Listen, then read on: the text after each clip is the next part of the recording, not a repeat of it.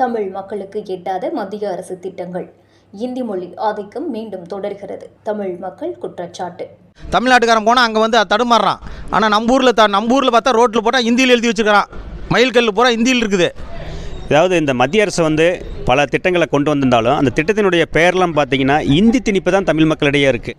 மத்திய அரசு அறிவிக்கும் பல்வேறு நலத்திட்டங்கள் மற்றும் மக்கள் தொடர்பான அறிவிப்புகள் பெரும்பாலும் இந்தி மொழியிலேயே முதலில் வெளியிடப்படுவது தமிழ்நாடு உள்ளிட்ட மாநிலங்களில் வாழும் மக்களுக்கு அந்த திட்டங்கள் முழுமையாக பயன்படாமல் போகும் நிலையை உருவாக்கி வருகிறது என்ற குற்றச்சாட்டு நாளுக்கு நாள் அதிகரித்து வருகிறது. மத்திய அரசின் இணையதளங்கள், விளம்பர பிரச்சாரங்கள், ஆன்லைன் விண்ணப்ப தளங்கள், சமூக ஊடக அறிவிப்புகள் ஆகியவை இந்தி மற்றும் ஆங்கிலத்தில் மட்டுமே இடம்பெறுவதால் இந்தி அல்லது ஆங்கிலம் அறியாத கிராமப்புற மக்கள், முதியோர், சிறு விவசாயிகள் போன்றவர்கள் திட்டங்களின் விவரங்களை புரிந்து கொள்ள முடியாமல் தவிக்கின்றனர். இதனால் திட்டங்கள் அறிவிக்கப்பட்டாலும் அவை தமிழ் மக்களிடம் சென்றடையாமல் காகித அறிவிப்பாகவே கடைசி வரையும் இருந்து வருகிறது என சமூக ஆர்வலர்கள் தெரிவிக்கின்றனர். மத்திய அரசின் பல திட்டங்களில் ஆன்லைன் பதிவு கட்டாயமாக்கப்பட்டுள்ள நிலையில் தமிழ் மொழியில் முழுமையான வழிகாட்டுதல் இல்லாதது பெரும் தடையாக உள்ளது. திட்டம் நல்லதாக இருந்தாலும் அதை புரிந்து கொள்ள முடியாவிட்டால் அது எங்களுக்கு எப்படி பயன் தரும் என பொதுமக்கள் கேள்வி எழுப்புகின்றனர். இந்த நிலைமை குறித்து தமிழ்நாட்டில் அரசியல் கட்சிகள் மற்றும் சமூக அமைப்புகள் தொடர்ந்து எதிர்ப்பு தெரிவித்து வருகின்றன. மொழி திணிப்பாக இல்லாமல் மொழி சமத்துவமாக இருக்க வேண்டும் என்பதே தமிழ்நாட்டின் நீண்ட நாள் கோரிக்கை.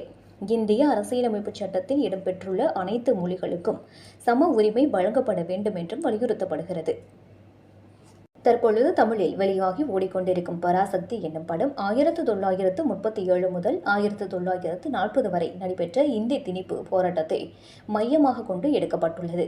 தற்போது உள்ள இளைஞர்கள் தமிழ் மொழிக்காக எவ்வளவு போராடினார்கள் என்பது குறித்தான சில முக்கிய காட்சிகளை படமாக காட்சிப்படுத்தியது இளைஞர்கள் மத்தியில் பெரும் வரவேற்பை பெற்றுள்ளது. போராடி வென்ற தமிழ் மொழி வருங்காலங்களில் அழிந்துவிடக் கூடாது என மக்களின் மனநிலையாகவே உள்ளது.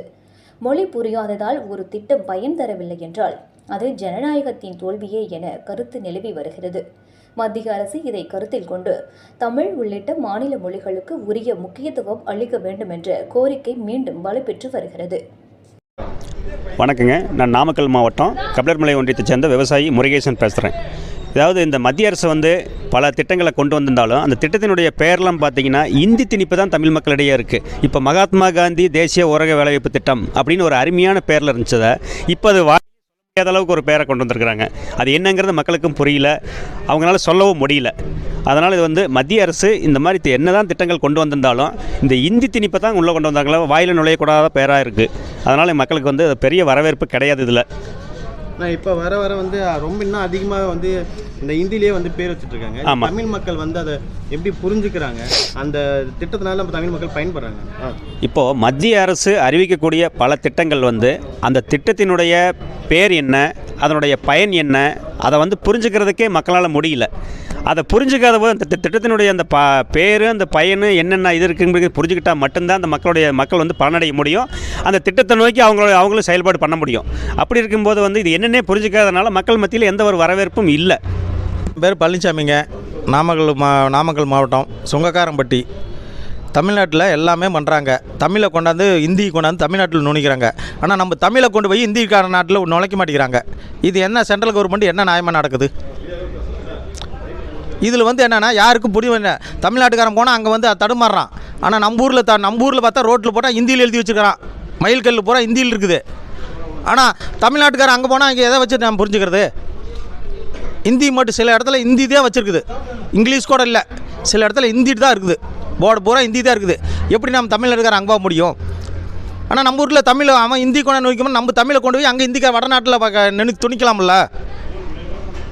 அந்த சென்ட்ரல் கவர்மெண்ட் எங்கே போச்சு? அதுக்கு எங்களுக்கு வழிவகுத்து கொடுங்க. அதுக்கு எங்களுக்கு ஒரு வழிவகுங்க. அப்போ சென்ட்ரல் கவர்மெண்ட் நாங்களும் பண்ணுறோம் எல்லா நாட்டுக்கும் சமமாக. இப்போ நம்ம இந்தியாவுக்கு சமமாக செயல்படுற மாதிரி என்ன அர்த்தம்? அப்போ சமமானா இந்த மொழி கொண்டு அந்த ஊருக்குள்ளார விடுங்க, அந்த மொழியும் இந்த ஊருக்குள்ளார விடுங்க. உங்கூர் மொழி அந்த வடக்கு இருக்கிற மொழியை மட்டும் கொண்டாந்து எங்கள் ஊரில் விட்டால் எங்கள் ஊரில் இருக்கிற மொழி நாங்கள் எப்படி கண்டுபிடிக்கிறது? அது நாங்கள் போக முடியாது. எங்களுக்கு எவ்வளோ சிரமமாக இருக்குது. தமிழ்நாட்டில் இந்தி எதிர்ப்புக்கு ஒரு எதிரான ஒரு படமாக வந்து மைய கருத்து அமைஞ்சிருக்கு.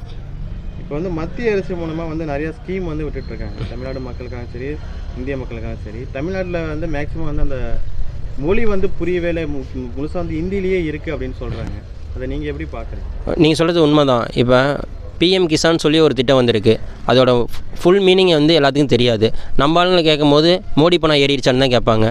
அந்த மாதிரி தான் அவங்க ஹிந்தியில் எவ்வளோ தான் பேர் வச்சாலும் நம்ம மக்கள் வந்து நமக்கு புரிகிற மாதிரி நம்ம பேர் வச்சுக்கிறாங்க.